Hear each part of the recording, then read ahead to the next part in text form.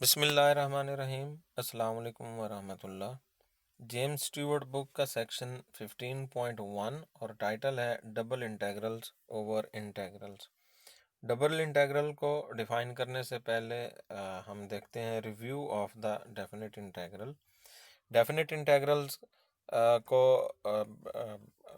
Compute करते वक्त हमने ये पढ़ा था कि जो डेफिनेट इंटेग्रल है उसको अप्रॉक्सीमेट किया जा सकता है using the area of rectangles. और अगर आपके पास n रेक्टेंगल्स हैं तो आप उनके एरियाज़ का जो है वो सम लेके यानी उनका एरियाज़ लेके उनका सम ले लेंगे तो ये अप्रॉक्सीमेट आपको जो है वो approximation of the definite integral या एरिया अंडर द कर्व जो है ये आपको मिलेगा। ये आपके सामने फिगर है। आपके पास ये ब्लू कलर का जो कर्व है इसको आप यानी इस फंक्शन जिस फंक्शन से ये ट्रेस हो रहा है इसको इंटीग्रेट करना चाहते हैं over the interval a to b। और इसमें फिर इसको कैसे किया है कि हमने इसको अप्रॉक्सीमेट किया यूजिंग सम रेक्टेंगल्स और हमने कहा कि area under the curve is approximately equal to the sum of area of these integrals. अब ये रेक्टेंगल्स जो हैं वो कैसे चूज़ करनी है इसके भी हमने देखा था कि जो फंक्शनल वैल्यू है यानी विड्थ, तो जो रेक्टेंगल की ये जो विड्थ है ये तो फिक्स हैं और इनकी जो हाइट्स हैं उनकी जो है वो मुख्तलिफ स्ट्रेटजीज़ थी कि आप लेफ़्ट पॉइंट लेंगे, राइट लेंगे या कोई सेंटर में से या कोई एनी वन लेंगे। बहरहाल रेक्टेंगल्स से अप्रॉक्सीमेट करें तो इसमें आपको नज़र आ रहा है कि ये इसको फुली जो है वो कैप्चर नहीं कर रहा है। कहीं पे कुछ एरिया जो है वो इजाफी आ रहा है, फॉर एग्ज़ाम्पल ये मैंने हाईलाइट किया है टिक लगा के, और कहीं पे एरिया जो वो मिस भी हो रहा है। ये दूसरा ये मैंने टिक लगाया है जहाँ पे आपको वाइट सा रीजन नज़र आ रहा है। तो ये एरर है इसका अप्रॉक्सीमेशन का। तो इसमें फिर हमने ये पढ़ा था कि अगर हम ये नंबर ऑफ रेक्टेंगल्स को जो है वो बढ़ाते चले जाएं तो एरर जो है वो रिड्यूस होता चला जाएगा। If it goes to infinity, number of rectangles जो है वो अगर इनफाइनाइट की तरफ ले जाएं तो फिर error will approach to zero. तो फिर इस लिमिटिंग केस में हम ये कहेंगे कि ये जो डेफिनेट इंटेग्रल है दिस इज़ इक्वल टू, ये जो राइट हैंड साइड पे है, कि इनफाइनाइट नंबर ऑफ रेक्टेंगल्स लेके उनका जो है वो एरिया ले लिया जाए और फिर उनको सम कर लिया जाए। तो यही स्ट्रेटजी है तीसरे डायमेंशन में। अब इस केस में क्या है, फंक्शन ऑफ टू वेरिएबल्स में आपके पास जो है वो इनपुट दो डायमेंशनल है और आउटपुट फिर ये बनेगा, आउटपुट जो है वो तीसरे डायमेंशन पे आएगा। तो ये जो टू डायमेंशन में आपको रेक्टेंगल नज़र आती हैं तो यानी सिंगल वेरिएबल में आपको ये टू डायमेंशनल रेक्टेंगल नज़र आ रही है। तो जब आपके पास फंक्शन टू वेरिएबल्स का होगा तो दो लेंथेस जो है वो इनपुट के लिए यानी दो डायमेंशन इनपुट के लिए आ जाएंगे और एक डायमेंशन जो है वो आउटपुट के लिए आएगा। तो ये आपके पास ये जो रेक्टेंगुलर ब्लॉक्स बनेंगे, ब्लॉक आप इसका यानी तीसरा डायमेंशन भी इसमें आप इसको विजुलाइज कर लें तो आपके पास रेक्टेंगुलर ब्लॉक्स बनेंगे। या भी हम इसको देखते हैं फर्दर। तो डेफिनेट इंटेग्रल ये जो जिसकी हम ये बात कर रहे हैं ये हमें क्या देता है, ये हमें एरिया अंडर द कर्व देता है। ये कर्व आपके सामने है और हम कहते हैं कि ये जो बाउंड्रीज हैं जहाँ तक आपने उसको इंटीग्रेट करना है और एक्स एक्सिस। तो ये एरिया ये जो मैंने रीजन बना लिया इसको ये इसकी वैल्यू देता है। अब ये जो डबल इंटेग्रल है या यूं कह लें कि सरफेस इंटेग्रल है, यानी फंक्शन ऑफ टू वेरिएबल्स को जब आप इंटीग्रेट करते हैं तो फिर आपको क्या मिलता है, वॉल्यूम अंडर द सरफेस। अब ये सरफेस का वो टुकड़ा है यानी फंक्शन कहीं से आ रहा है कहीं जा रहा है, सिर्फ वो पोर्शन ले लिया जिसके ऊपर हम इंटीग्रेट कर रहे हैं। तो यहाँ पे अगर देखें आप तो आप इंटीग्रेट कर रहे हैं इस कर्व को ऑन द इंटरवल ए वो बी। अभी आपका इनपुट वन डायमेंशनल है, जब आपके पास इनपुट टू डायमेंशनल है तो अब आप यहाँ पे देख सकते हैं कि ये जो आर रीजन है ये इनपुट के लिए है इसमें एक डायमेंशन जो है वो एक्स के लिए है, ये डायमेंशन, एक्सक्यूज मी, ये वाला डायमेंशन जो है वो एक्स के लिए है, और ये जो दूसरा डायमेंशन है ये वाई के लिए है।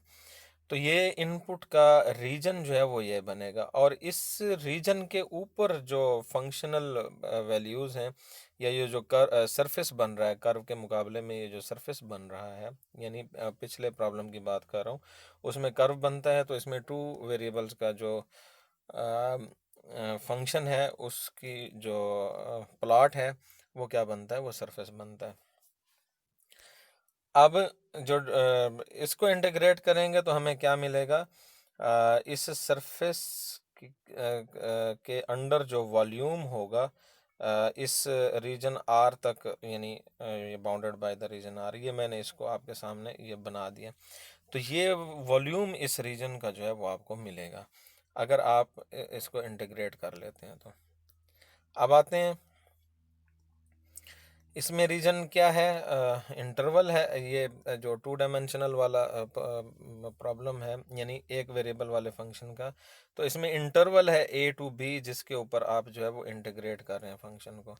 इस वाले में क्या है, रीजन है, जिसमें x की वेरिएशन जो है वो a to b है, और y की वेरिएशन c to d है। अगेन इस रीजन को आप देख सकते हैं, x की जो वेरिएशन है वो a टू b है, ये आपको नज़र आ गया, यानी ये लेंथ जो है वो b माइनस a बनेगी, और y की वेरिएशन जो है वो c टू d है, ये भी आपको नज़र आ रहा है यहाँ पे,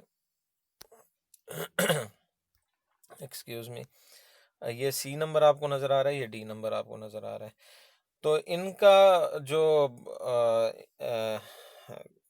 इनकी मदद से जो पैच बनेगा वो यहाँ पे ये सामने हाईलाइट हुआ है, ये रीजन है जिसके ऊपर इसको इंटीग्रेट करना है।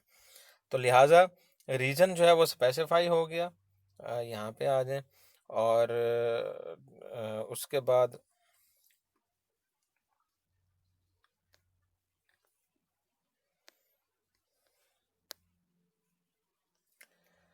सेम उसी तरह से कि हमने कहा था कि जो रेक्टेंगल का यानी सिंगल वेरिएबल वाले फंक्शन में हमने कहा था कि रेक्टेंगल का एरिया ले लें। अब क्या है, अब आपके पास ये वॉल्यूम बनता है टू वेरिएबल वाले, ये फंक्शन की जो आउटपुट है ये एक लेंथ बनेगी, और डेल्टा ए ये आपके पास वो स्मॉल पैच बनेगा, टुकड़ा बनेगा, ये मैं आपको यहाँ से दिखाता हूँ, ये वाला, ये यहाँ पे नज़र आ रहा है। तो इस रीजन के ऊपर जो है वो आपने, यानी आपने जैसे उसमें स्मॉल पीसेस में कन्वर्ट कर लेते थे, ये दोबारा ज़रा जाते हैं यहाँ पे हम इसको, ये जो रीजन है जिसके ऊपर आपने इंटीग्रेट करना था, इसको स्मॉल पीसेस में डिवाइड कर लेते हैं, तो आपके पास ये छोटी छोटी लेंथेस बन जाती हैं। इसको मैं ज़रा क्लियर करता हूँ। तो यहाँ पे ये आपको छोटी छोटी जो हैं वो लेंथेस बन जाती हैं। अब आपके पास ये अगर दो वेरिएबल वाला फंक्शन है तो उसमें क्या होगा, यहाँ पे एक लेंथ के बजाय एक पैच बनेगा, टुकड़ा बनेगा, उसके आप पीसेस बनाएंगे, यानी जैसे आपने इस लेंथ के पीसेस बनाए हैं इसी तरह से आपने ये जो पैच है इसके भी आपने पीसेस बनाने हैं। तो ये पीसेस नीचे नज़र आ रहे हैं, यहाँ पे बने हुए, ये पीसेस बने हुए हैं, और इन पीसेस के ऊपर जो है वो फिर आपने क्या करना है, क्यू यानी फंक्शन की इसमें से कोई एक पॉइंट चूज़ करके, जैसे रेक्टेंगल में हम एक पॉइंट चूज़ करके जो है वो फंक्शन की वैल्यू उसके ऊपर कैलकुलेट कर लेते थे, तो इसमें भी यही है कि इस छोटा जो इंटरवल आप बनाएंगे इसके ऊपर एक फंक्शन, एक वैल्यू आप चूज़ करके एक्स वाई की, और आप उसके ऊपर फंक्शन कंप्यूट करेंगे, तो फंक्शन की कंप्यूटेशन ही आपको नज़र आ रही है उस इंटरवल के ऊपर। तो ये आपके पास फिर क्या बनेगा, ये एक ब्लॉक सा बनेगा।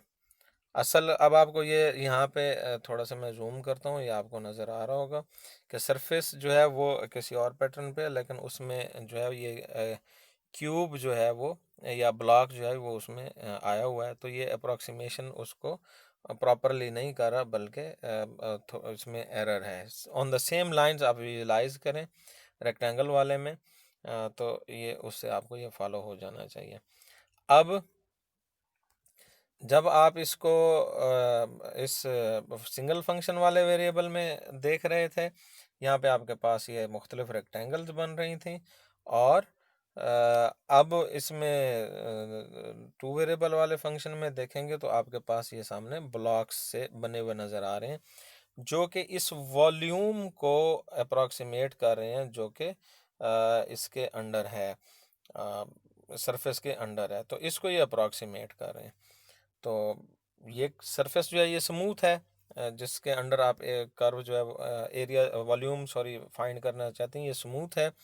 और इसकी जो वॉल्यूम एक्चुअली बन के आया है, उसकी जो टॉप है वो इस सरफेस की बजाय वो किस शक्ल की है, वो इन ब्लॉक्स में ये जो है वो नॉन स्मूथ जो है ये आपके पास आया, वो तो ये एरर है इसमें। अब ये एरर जो है वो रिड्यूस किया जा सकता है अगर आप नंबर ऑफ इंटरवल जो है वो ज़्यादा लेते हैं, आगे भी ये बात आएगी।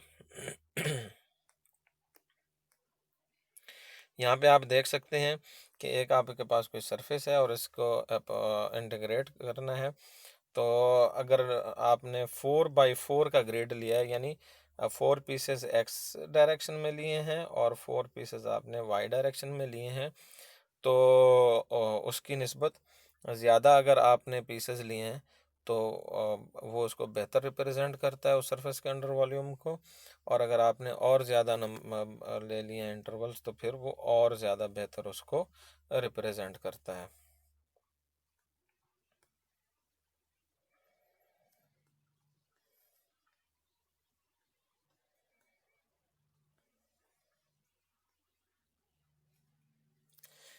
तो फिर डबल इंटीग्रल की जो डेफिनेशन बनी वो क्या है कि इंटीग्रल जो है वो किसी रीजन के ऊपर आर के ऊपर आप जो है वो फाइंड कर रहे हैं, तो फिर वो कैसे आएगा, सम लेना है फंक्शन की वैल्यूज़ और उनके जिनको जिस एरिया के ऊपर जिस टुकड़े के ऊपर आप उसको ले रहे हैं उसके एरिया के साथ उसको मल्टीप्लाई करेंगे तो ये वॉल्यूम आएगा, और इन सारे वॉल्यूम्स का आप सम लेंगे। ये एन और एम जो है ये इस हवाले से है कि आप नंबर ऑफ इंटरवल जो है वो एक्स डायरेक्शन में कितने ले रहे हैं और फिर वाई डायरेक्शन में कितने ले रहे हैं। तो एक्स डायरेक्शन वालों का और वाई डायरेक्शन सारे वालों का सम लेंगे तो ये डबल समेशन इसके ऊपर आएगा। तो ये इसकी डेफिनेशन उसी के पैरेलल हो गई जो कि आपने पहले किया है। देखें एक्स डायरेक्शन में आपने सम लेना है पहले, अगर आप इसको ये दोबारा हम इसको देखते हैं, एक्स डायरेक्शन वाले का सम लेना है, फिर आपने दूसरी लाइन लेनी है ब्लॉक सी, उसके वॉल्यूम्स का सम लेना है, तो एक्चुअली आप मूव कर गए ना वाई डायरेक्शन में, फिर आपने तीसरे का लेना है, फिर आपने चौथे का लेना है, तो इन सारों का सम लेना है, यानी सम लेके फिर उनका सम लेना है, तो फिर ये डबल सम बनता है। एग्जाम्पल 2 है, ये आपके लिए इजीली अंडरस्टैंडेबल है, इसको आप खुद पढ़ेंगे। मिड पॉइंट रूल उसी तरह से जैसे पहले था सिंगल वेरिएबल वाले फंक्शन में। उसके बाद है आइट्रेटेड इंटेग्रल्स। इस टॉपिक में वो ये कहता है कि आपने ये जो डबल इंटेग्रल आपने कंप्यूट करना है, ये वाला जो डबल इंटेग्रल है आपने कंप्यूट करना है, तो इसका तरीका ये है कि पहले आप जो एक इंटेग्रल कंप्यूट कर लें जो ब्रैकेट के अंदर आपको नज़र आ रहा है। अब आपको पता है कि ये जो एक इंटेग्रल है ये हमें क्या देता है, ये एरिया देता है। तो एक इंटेग्रल उसने यहाँ पे ऊपर कैलकुलेट कर लिया, ये हमें इसने क्या दे दिया, एरिया दे दिया। अब इस एरिया ज़ाहिर है ये फंक्शन होगा, कोई ना कोई इंटेग्रल जो आप लेंगे इसका कोई ना कोई वो फंक्शन होगा। तो अब आप इस एरिया को जो है वो अगेन इंटीग्रेट कर दें तो फिर ये क्या बन जाएगा, आपके पास वॉल्यूम बन जाएगा। अब इसकी जो फिजिकल इंटरप्रिटेशन है ये इसने ग्राफ में दी है, यहाँ पे हम ग्राफ देखते हैं।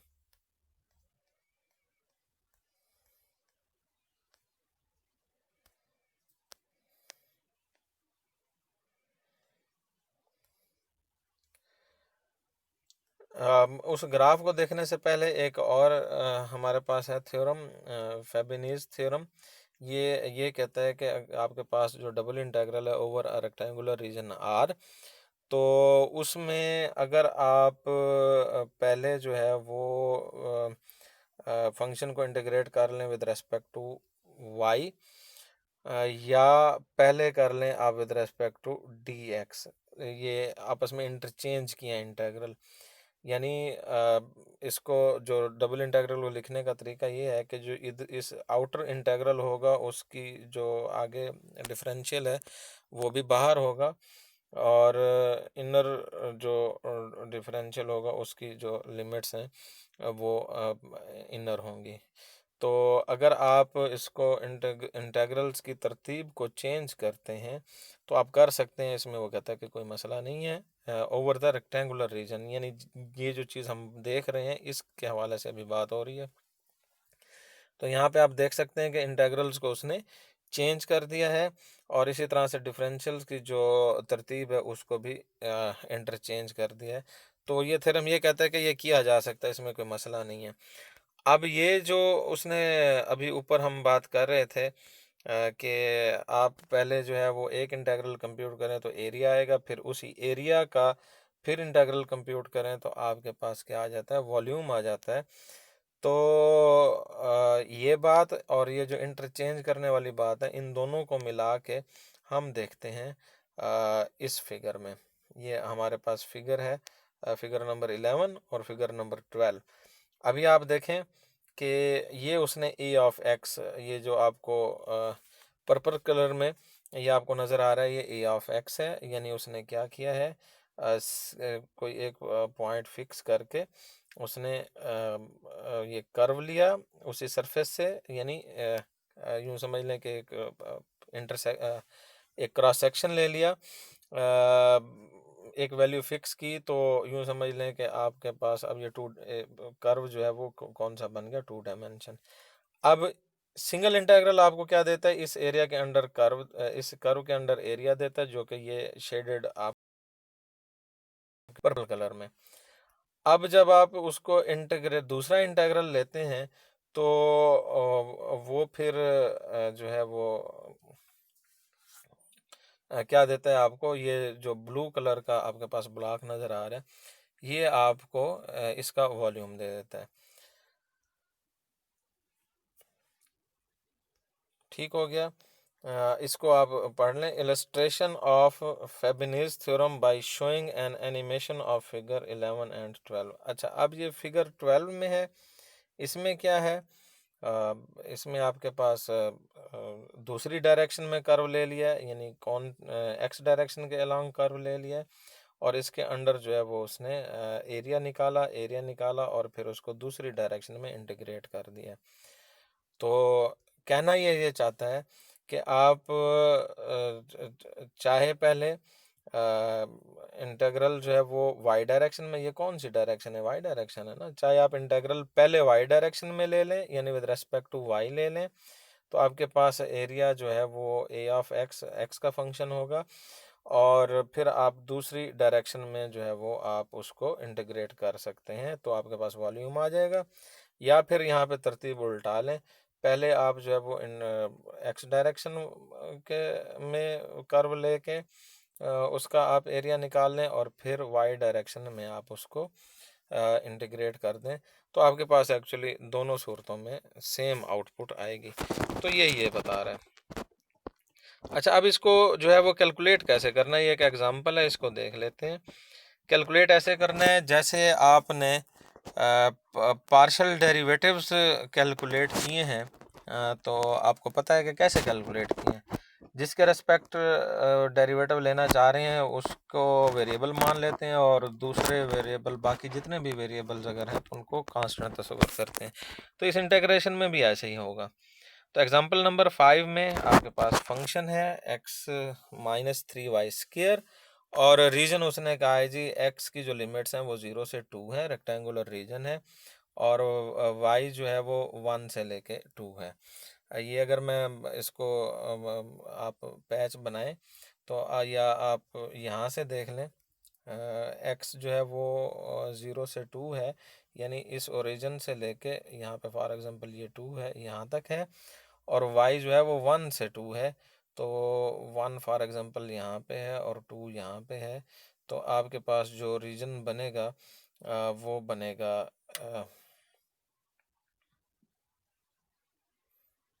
ये।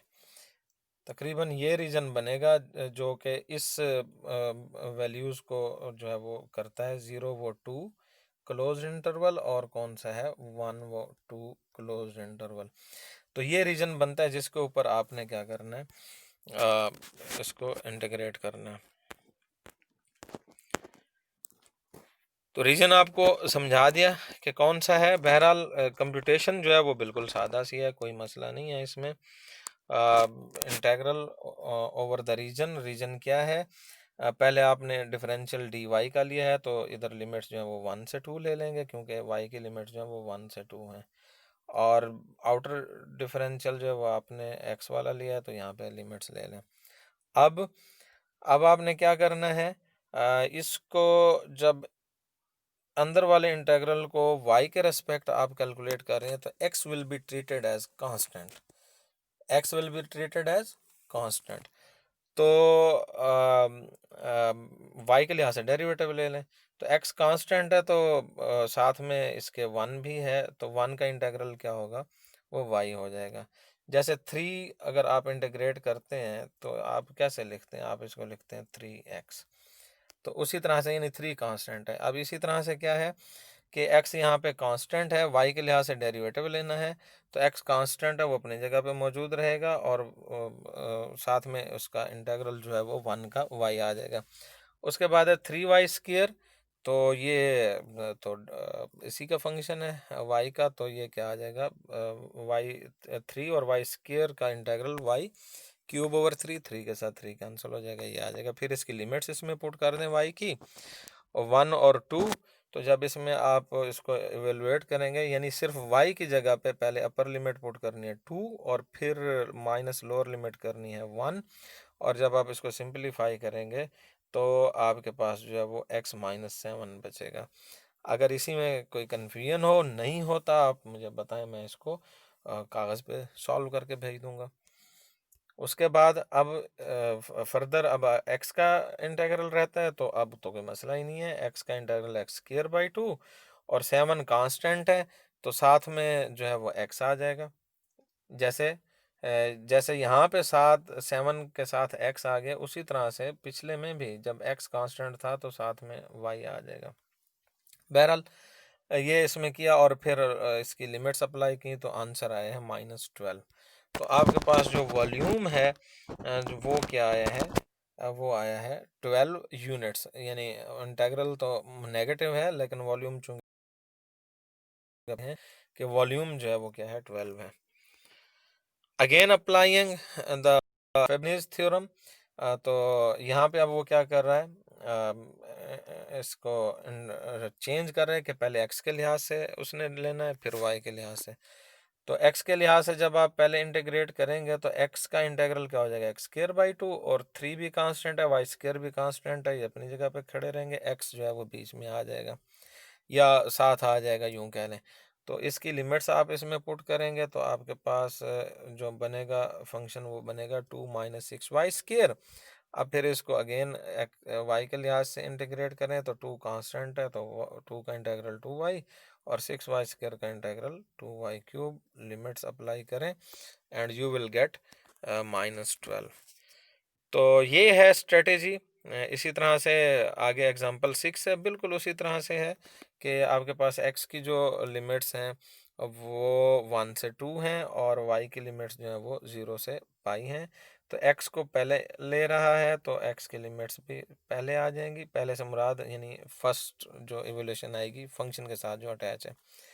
तो इसको उसने x के लिहाज से इंटीग्रेट करके लिमिट्स अप्लाई कर दी और फिर उसको कंप्यूट कर लिया।